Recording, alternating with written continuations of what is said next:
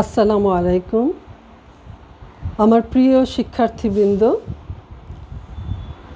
তোমরা যে যেখানে আছো আশা করছি আলহামদুলিল্লাহ ভালো আছো।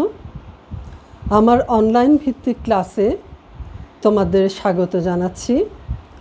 আমি অধ্যাপক হাফসা বেগম, বাংলা বিভাগ, ঢাকা কলেজ। আমি চাই যে অনলাইন ভিত্তিক ক্লাসগুলো যে হচ্ছে এগুলোতে শুধু তোমাদের পরিচয় করিয়ে দিয়ে ক্লাসগুলো শেষ করে দেওয়া এভাবে যেন না হয়, একটু বিস্তৃত করে তোমাদের বোঝার যাতে কোনো সমস্যা না হয়।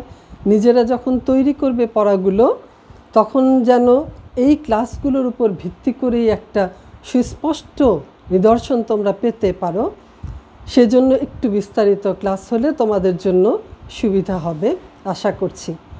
এর প্রেক্ষিতে আজকে অক্ষরবৃত্ত ক্লাসের উপর আমার আরেকটি ক্লাস আমি শুরু করতে যাচ্ছি। গতকাল আমরা পড়েছিলাম অক্ষরবৃত্ত ছন্দ কী, বৈশিষ্ট্য, শোষণ কেন ইত্যাকার নানা বিষয় একটু বিস্তারিত হয়েছিল। আজকে আরও কয়েকটি প্রশ্ন যাতে তোমরা তৈরি করতে পারো সেজন্য আমরা এর উপরে আবার ক্লাস একটি নিচ্ছি। অক্ষরবৃত্ত ছন্দের নানা রকম নাম আছে। তোমরা হয়তো এক এক জায়গায় এক একটা নাম দেখে চিন্তা করবে যে এইটা কোন ছন্দ বা এই নামটা কি। এজন্য এর কয়েকটা নামের সাথে আমি তোমাদের পরিচয় করিয়ে দেব আজকে। যেমন অমূল্য ধন বলেছেন অক্ষরবৃত্ত ছন্দকে যে এটি হচ্ছে তান প্রধান ছন্দ। রবীন্দ্রনাথ ঠাকুর বলেছেন এটি হচ্ছে পয়ার জাতীয় ছন্দ। মহিতলাল মজুমদার বলেছেন পদভূমক। আবার প্রবোধচন্দ্র সেন, যার নামটা আমরা এর আগেও পড়েছি, তিনি বলেছেন এটি হচ্ছে মিশ্র কলাবৃত্ত ছন্দ। এই যে কয়েকটা নাম আমরা দেখেছি, এক এক জায়গায় নামগুলো ব্যবহার দেখে চিন্তিত হবার কোনো কারণ নেই, কারণ আমরা মাথায় রাখব যে সবগুলোই হচ্ছে অক্ষরবৃত্ত ছন্দেরই নানা নাম। আজকে আমরা অক্ষরবৃত্ত ছন্দের যে একটা ক্রম বিকাশ আছে বা এর যে নানা রকম ডালপালা আছে, শাখা প্রশাখা আছে, এগুলো একটু জানার চেষ্টা করব। বাংলা ছন্দত্রয়ের মধ্যে অক্ষরবৃত্ত ছন্দ হচ্ছে প্রসার গুণে অদ্বিতীয়। প্রসার গুণে অদ্বিতীয়। জীবন বদলের সঙ্গে সঙ্গে অক্ষরবৃত্তীয় ছন্দ কিন্তু এর পালা বদল করতে শুরু করেছে। আমরা তাহলে এর শাখা প্রশাখার সাথে একটু পরিচিত হব আজকে। যেমন প্রথমেই আছে এই অক্ষরবৃত্ত ছন্দই তার প্রাচীনতম কাব্য, যেটা আমরা বলছি চর্যাপদ, তারপর মধ্যযুগ, এই সময়টা ধরেই কিন্তু অক্ষরবৃত্ত ছন্দ বিরাজ করেছে এবং এটার নামটা ছিল পয়ার। একটু আমরা দেখি আজকে।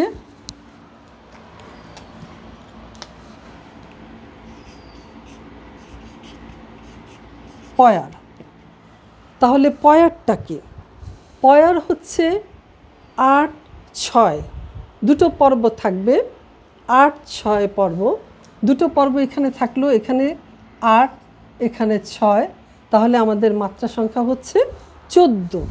৮-৬ পর্বে বিভক্ত 14 মাত্রার দুটো সমিল চরণ হবে এখানে, এবং এই দুটো চরণেই থাকবে মিত্রাক্ষর, মিল বিশিষ্ট অক্ষর থাকবে।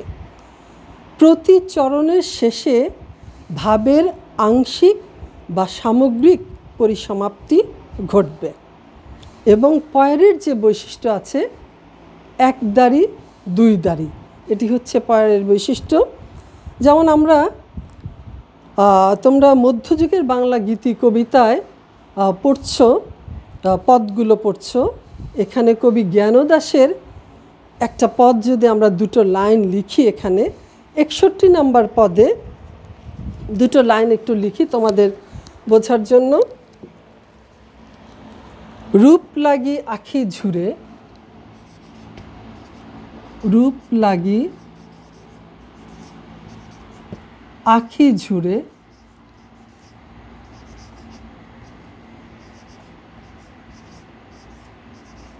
গুণে মন ভোর, গুণে মন ভোর। প্রতি অঙ্গ লাগি কান্দে প্রতি অঙ্গ মোর,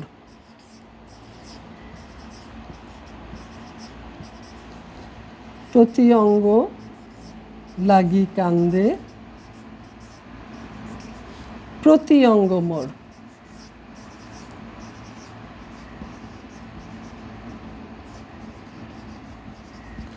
এটা হচ্ছে 61 নম্বর পদ, যেখান থেকে আমরা দুটো লাইন লিখলাম। তোমরা যারা মধ্যযুগের বাংলা কবিতা তোমাদের টেক্সট আছে তোমরা পড়ছো এটি। রূপ লাগি আখি ঝুরে গুণে মন ভোর। এখানে দেখো আমরা একটু বিভাজন করে দেখাই। রূপ লাগি আখি ঝুরে গুণে মন ভোর। কত হচ্ছে? 2 2 4 6 8 6। একইভাবে পরের লাইনটি হবে এবং এখানে এক দাঁড়ি, লাইনটা এখানে জায়গা হচ্ছে না, এখানে এক দাঁড়ি এবং এখানে হচ্ছে 2 দাঁড়ি। তাহলে দেখো পয়ারের বৈশিষ্ট্যটা কি ছিল? পয়ারের বৈশিষ্ট্য ছিল যে লাইনে এক দাঁড়ি, পরে হবে 2 দাঁড়ি, 8 6 পর্ব বিশিষ্ট, মাত্রা সংখ্যা হবে 14 এবং মিত্রাক্ষর ভোর মোর মিত্রাক্ষর। এটা ছিল পয়ারের বৈশিষ্ট্য। রবীন্দ্রনাথ ঠাকুর কি করেছেন? এই পয়ারের মধ্যে প্রবহমানতা এনেছেন। প্রবহমানতা একটা বড় জিনিস, আমরা একটু এখানে লিখি প্রবহমানতা। এই ব্যাপারটা কি? প্রবহমানতা হচ্ছে যেমন আমরা এখানে লিখলাম রূপ লাগি আখি ঝুরে গুণে মন ভোর। লাইনটা তো তোমরা বুঝতে পারছো তাই না? কৃষ্ণের জন্য রাধার যে হাহাকার সেটা এখানে হচ্ছে যে রূপ দেখে আখি ঝুরে তার চোখ থেকে পানি পড়ছে, গুণে মন ভোর, সে বিভোর হয়ে যাচ্ছে তার গুণে। এখানে একটা লাইনে কি হচ্ছে? আমরা বলছি যে আংশিক সমাপ্তি হতে পারে, আবার পূর্ণ সমাপ্তিও হতে পারে। আমরা দেখছি তাই এখানে হচ্ছে প্রবহমানতা হচ্ছে এমন একটা জিনিস যে এখানেই আংশিক সমাপ্তি হবে বা পূর্ণ সমাপ্তি হবে বিষয়টা নয়। এখান থেকে অর্থটা পরের লাইনে এসেও যুক্ত হতে পারে, যুক্ত হবে। তাহলে রবীন্দ্রনাথ ঠাকুর এই প্রবহমানতা এনে অক্ষরভিত্তিক কি পয়ারে কি করেছেন? মহাপয়ার প্রবহমান পয়ার সৃষ্টি করেছেন। মহাপয়ার প্রবহমান পয়ার সৃষ্টি করেছেন। তাহলে মহাপয়ার তিনি কি বলতে চাচ্ছেন? বলতে চাচ্ছেন যে এখানে আমাদের যে পয়ারে খেয়াল করো 8 6, যদি এমন মাত্রা বিন্যাস হয় যে 8 এখানে হবে 10, অর্থাৎ প্রথম পর্বের চেয়ে দ্বিতীয় পর্বের মাত্রা সংখ্যা বেশি, তাহলে তিনি বলেছেন এটি হবে মহাপয়ার। এই মহাপয়ার সমিল হতে পারে, অমিল হতে পারে। এখানেও একই অবস্থা সেই পয়ারের মতো। কি থাকবে? প্রতি চরণের শেষে ভাবের আংশিক সামগ্রিক পরিসমাপ্তি ঘটতে পারে। মহাপয়ার। তাহলে প্রবহমান পয়ার কি? এই প্রবহমান পয়ার হলো যে প্রতি চরণের শেষে আমরা যে বলছি আংশিক বা পূর্ণ পরিসমাপ্তি, এই প্রবহমান পয়ার যখন আমরা দেখব তখন কিন্তু এটি হবে না। প্রবহমান পয়ারে ওরকম সমাপ্তি ঘটবে না। এটিতে কি হবে? ভাব অনুসারে চরণ থেকে চরণান্তরে এটি প্রবাহিত হতে পারে। প্রয়োজন যদি থাকে তাহলে কি হবে? এক চরণ থেকে আরেক চরণে এই ভাবটা প্রবহমান হতে পারে। এটি হচ্ছে প্রবহমান পয়ার। তাহলে আমরা পয়ারটা বুঝতে পেরেছি এবং রবীন্দ্রনাথ ঠাকুর প্রবহমানতা এনে পয়ারে কি করেছেন? মহাপয়ার প্রবহমান পয়ার সৃষ্টি করেছেন। আমরা মহাপয়া দেখেছি এবং প্রবহমান পয়ারটা বুঝতে পারছি। তারপরে মধ্যযুগে কি হয়েছে, এই পয়ার আরও নানা রকমের বন্ধন সৃষ্টি করেছে, নানা রকমের বদ্ধ আছে, নানা রকমের ভাব আছে। যেমন আমরা একটু দেখি, একপদী, ত্রিপদী, চৌপদী, এরকম নানা রকম পয়ার আছে মধ্যযুগে। তাহলে একপদী ছন্দ কি আমরা একটু এখানে দেখি। একপদী ছন্দ, একপদী ছন্দ। একপদী ছন্দ কি, একটা চরণ থাকবে, চরণ একটা চরণ দিয়ে কবিতা হবে এবং এর মাত্রা সংখ্যা হবে 8। তাহলে এক পর্বের চরণ দ্বারা রচিত কবিতার ছন্দকে আমরা বলছি একপদী ছন্দ, যার মাত্রা সংখ্যা হচ্ছে 8। যদি মাত্রা সংখ্যা 10 হয়, 8 না হয়ে 10 হয়, তাহলে সেটার একপদী থাকবে না, সেটা হয়ে যাবে দ্বিগক্ষরা। দ্বিগক্ষরা।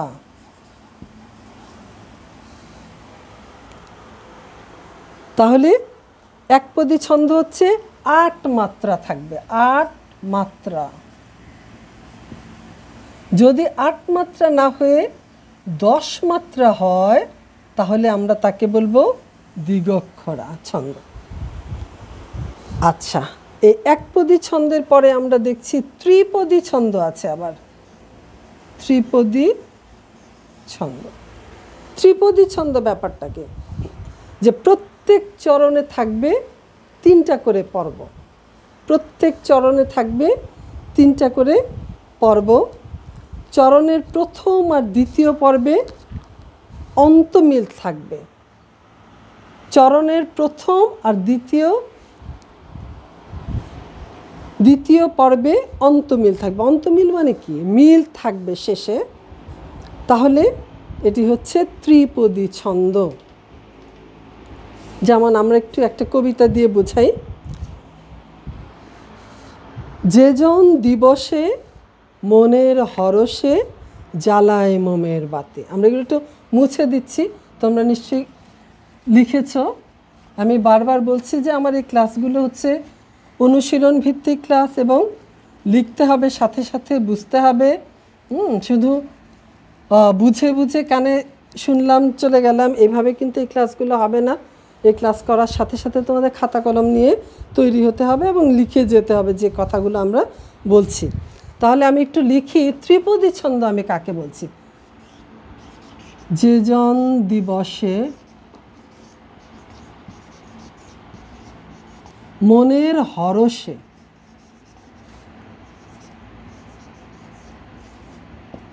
জ্বালায় মোমের বাতি।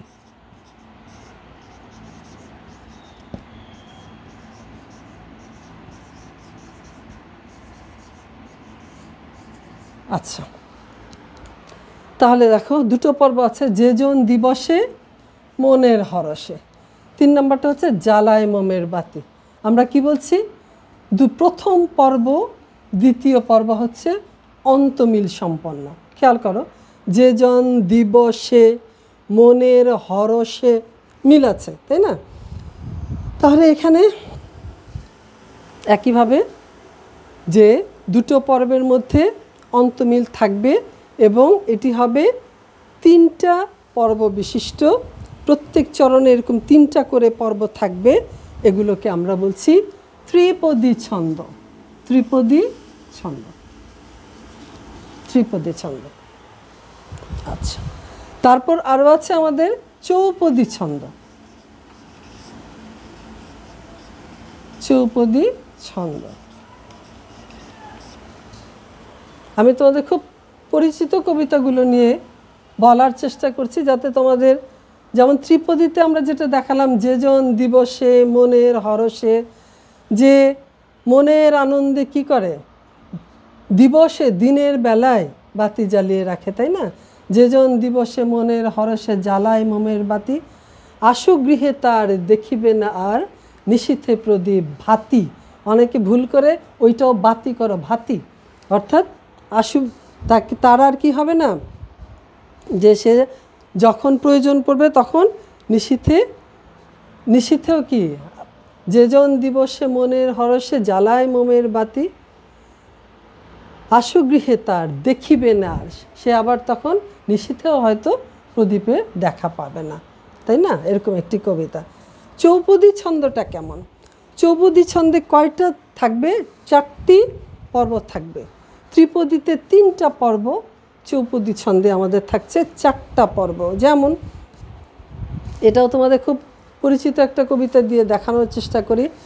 চিরসুখী জন ভ্রমে কি কখন, ব্যথিত বেদন বুঝিতে পারে, কি যাত না বিষে বুঝিবে সে কিসে, কভু আসি বিষে দংশে যারে।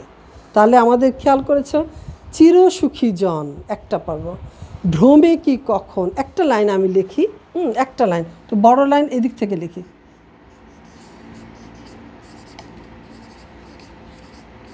চিরসুখী জন ভ্রমে কি কখন,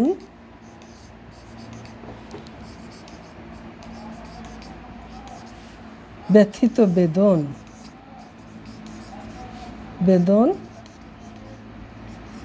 বুঝি, জায়গা নেই, এখানে আসছে বুঝিতে পারে।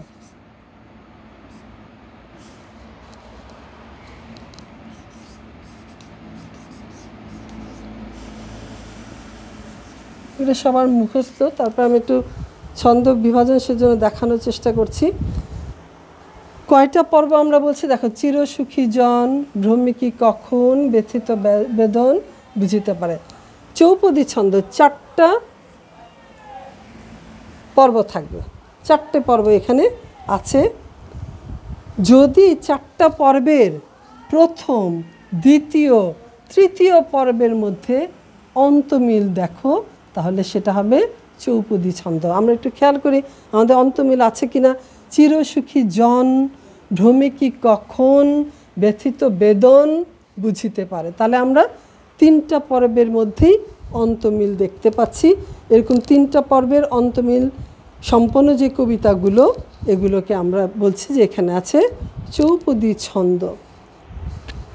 এই যে এতক্ষণ ধরে আমরা কথা বললাম শুধুমাত্র পয়ার নিয়ে কথা বললাম, তাহলে পয়ারের এই মহাপ্রয়ার, প্রবহমান পয়ার, তারপরে এই একপদী, ত্রিপদী, চৌপদী, তারপর নানা রকম আরও তরল পয়ার, হীন পয়ার, নানা রকম ব্যাপার আছে। অর্থাৎ পুরো মধ্যযুগ পর্যন্ত পয়ার একটা বিরাট, পয়ারের ভূমিকা ব্যাপক, এবং এর মধ্য দিয়ে এই কবিতাগুলো আবর্তিত হয়েছে। আধুনিক যুগে এসে কি হয়েছে, এই পয়ার ভেঙে ফেলা হয়েছে। পয়ারকে ভেঙে ফেলে নানা রকম ব্যাপার তৈরি হয়েছে, যেগুলো আমরা আবার এটা মুছে দিলাম।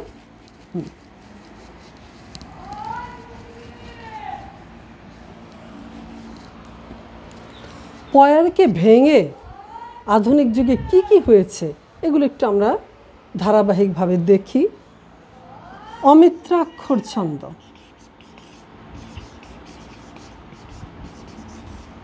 অমিত্রাক্ষর ছন্দ, চতুর্দশপদী কবিতা,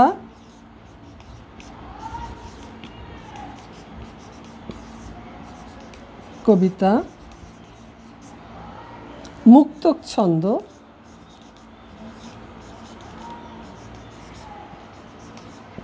গদ্য ছন্দ,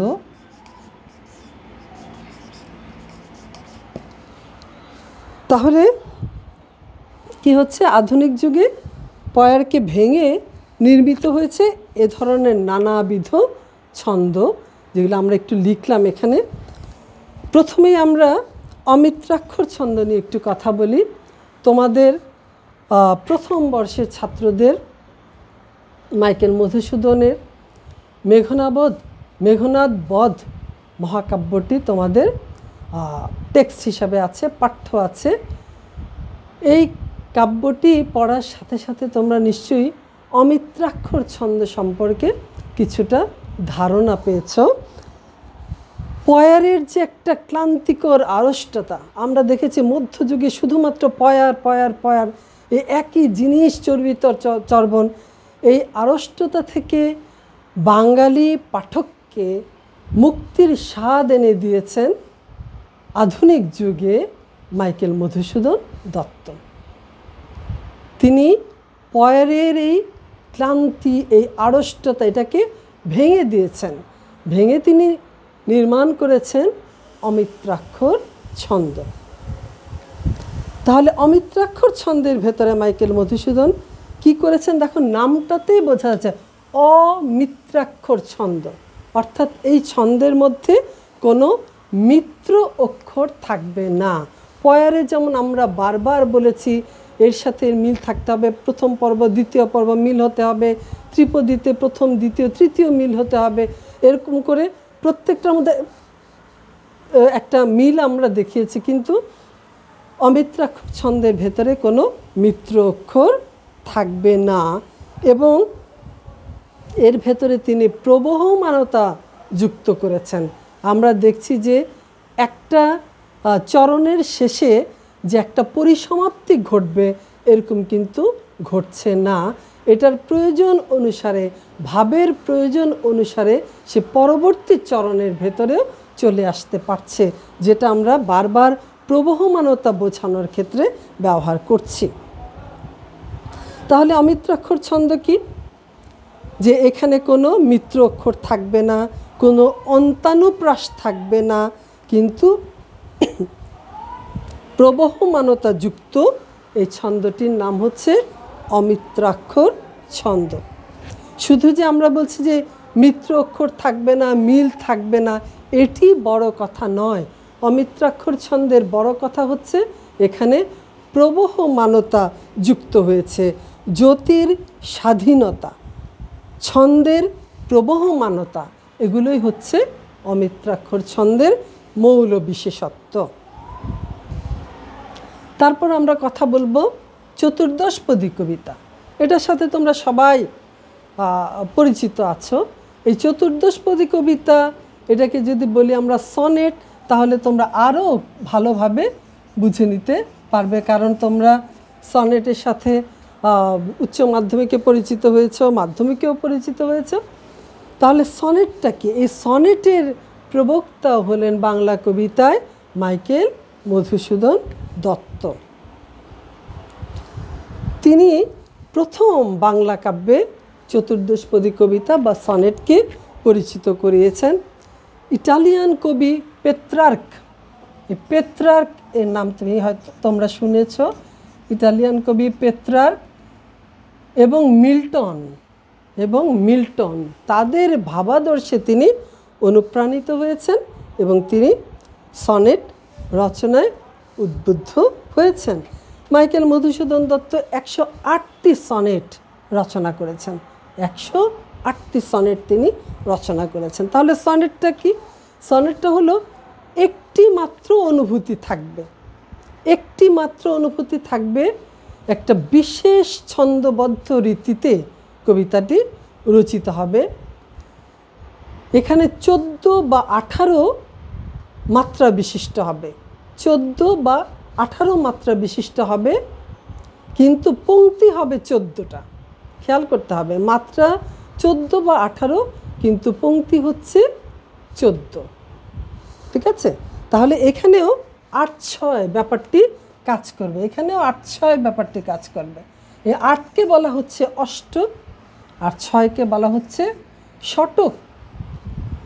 অষ্টকের মধ্যে হবে একটি ভাবের ইঙ্গিত থাকবে, কোনো একটি ভাবের ইঙ্গিত থাকবে, আর শতকে এসে এর একটি পরিসমাপ্তি ঘটানো হবে। তাহলে আমরা সনেট কি বা চতুর্দশপদী কবিতা কি, এটা নিশ্চয়ই আমরা বুঝতে পারছি। এরপর রয়েছে আমাদের মুক্তক ছন্দ। এই মুক্তক ছন্দের প্রবর্তক হলেন বিশ্বকবি রবীন্দ্রনাথ ঠাকুর।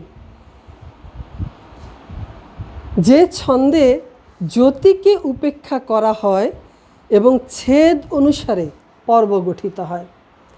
মুক্তক ছন্দ নিয়ে আমরা কথা বলছি। এর প্রবর্তক হচ্ছে বিশ্বকবি রবীন্দ্রনাথ ঠাকুর, এবং আমরা বলছি যে ছন্দে জ্যোতিকে উপেক্ষা করা হয়, ছেদ অনুসারে পর্ব গঠিত হয়, সেটি হচ্ছে মুক্তক ছন্দ। এবং এই ছন্দেরও অন্যতম বিশেষত্ব হচ্ছে এখানে প্রবহমানতা থাকবে। যেমন একটি কবিতা আমরা একটু লিখি, তো মুছে দিচ্ছি এই জায়গাটা। তোমার কীর্তির চেয়ে তুমি যে মহৎ, তাই তব জীবনের রথ। লিখলাম তোমার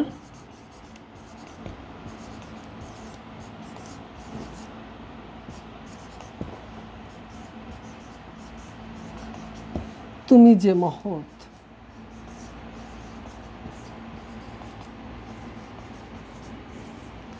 তাই তব জীবনের রথ।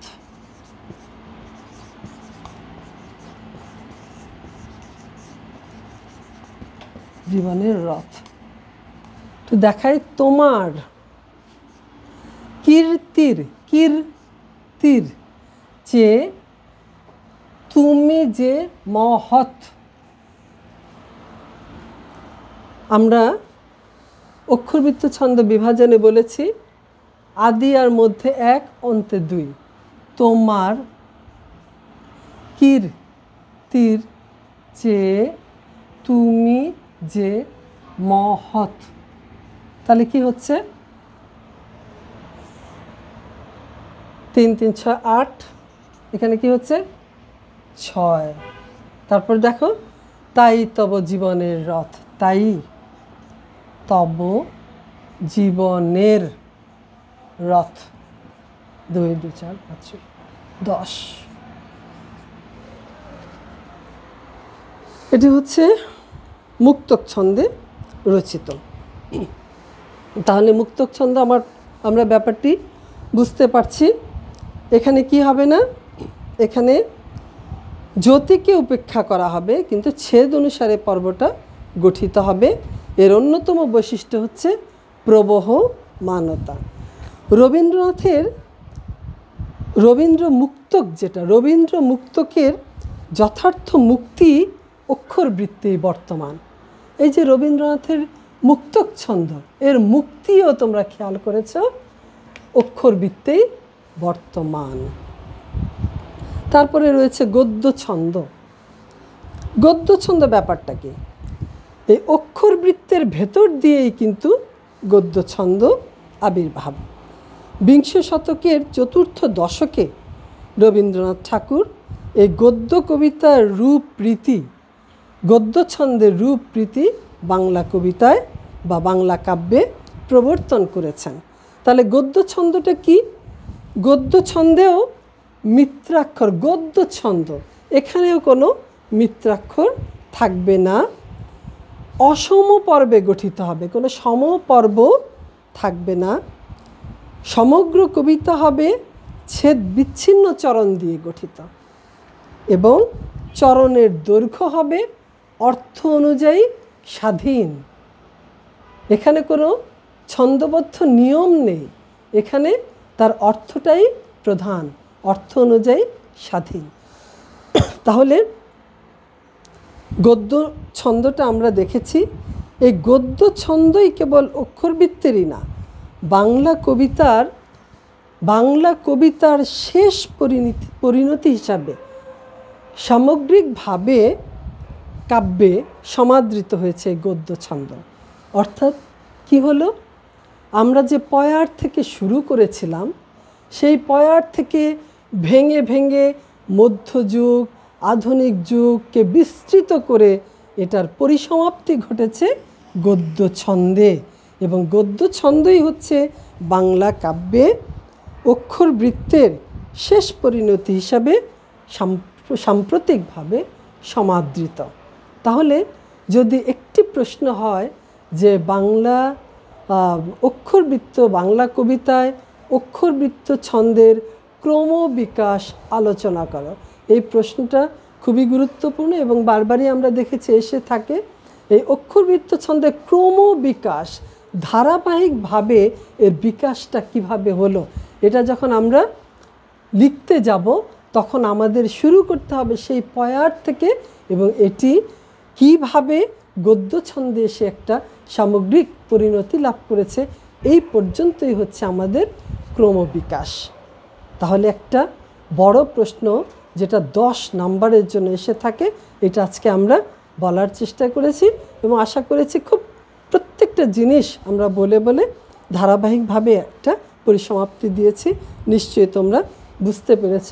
এবং আমরা এই প্রত্যেকটা প্রশ্ন পড়ানোর সাথে সাথে আমি কি করেছি, তোমাদের কবিতাগুলো বিভাজন করে করে দেখিয়েছি, যাতে তোমরা বুঝে নিতে পারো যে যদি আমাদের বিভাজন থাকে 5 নম্বরের 4টা লাইন, তাহলে অক্ষরবৃত্ত ছন্দ হলে কিভাবে বিভাজন করতে হবে। এটার প্রধান ব্যাপারটি হচ্ছে আদি মধ্যে 1 অন্তে 2, এইভাবে বিভাজন করতে হবে। এবং সব কিছুর ভেতর দিয়ে দিয়ে আমরা কবিতা বিভাজন করে করে তোমাদের দেখিয়েছি, যে যাতে তোমরা বিভাজনটাও বুঝে নিতে পারো। তারপরেও যদি তোমাদের দরকার হয়, আমি দুটো লাইন আরেকটু তোমাদের একটু করতে চাচ্ছি এখানে, তোমাদের আরও বিস্তৃতভাবে বোঝানোর জন্য। যেমন তাই, একটা কবিতা, তাই চিহ্ন তব পড়ে আছে তুমি হেথা নাই, চিহ্ন তব পড়ে আছে তুমি হেথা নাই, হেথা নাই।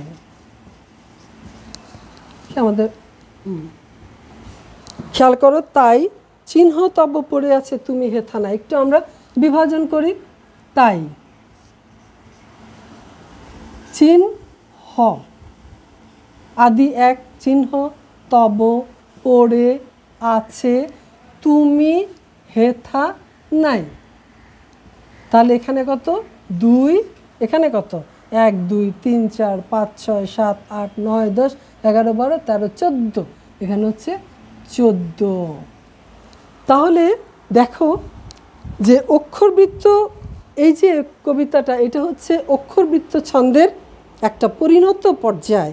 এখানে দেখা যাচ্ছে যে শুধু 14 বা 18 মাত্রা হলেই হবে না, অক্ষরবৃত্ত ছন্দ কি মাত্রার সংখ্যা কমিয়ে বাড়িয়েও যে সফল অক্ষরবৃত্ত রচনা করা যায়, এটি কিন্তু এই কবিতাটি হচ্ছে এর দৃষ্টান্ত।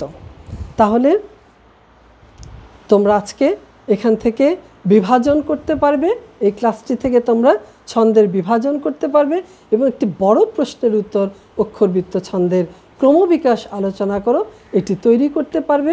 এর ভেতর দিয়েই আমাদের এতদিনকার যে একটি টপিক আমরা পড়াচ্ছি, এত বড় ছন্দ, এই ছন্দ পুরো জিনিসটা আজকের ক্লাসের ভেতর দিয়ে আমরা পরিসমাপ্তি করলাম এবং আশা করছি যে তোমরা সামগ্রিকভাবে বুঝতে পেরেছো। তোমরা তৈরি করবে প্রশ্নের উত্তরগুলো এবং নিজেকেও তৈরি করে নেবে। ধন্যবাদ সবাইকে, ভালো থাকবে।